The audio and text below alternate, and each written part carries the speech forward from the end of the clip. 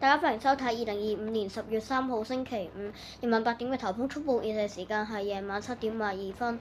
天文台喺夜晚7點40分發出1號戒備信號。我哋而家嚟睇下最新風暴消息。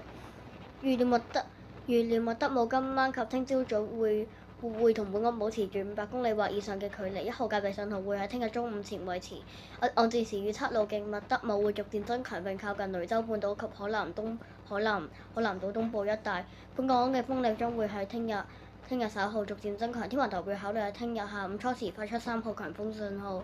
隨住天文台視乎麥德姆嘅強度、與其嘅烈風區與珠江口嘅距離及本地風力變化評估是否需要發出8號風球。預料本港明日日間天氣仍然酷熱，受麥德姆的外圍雨帶影響，聽日稍後有幾陣狂風大驟雨及雷暴。星期日初時有驟雨較多，海有大浪及湧浪，市民請遠離岸邊及停止做水上活動。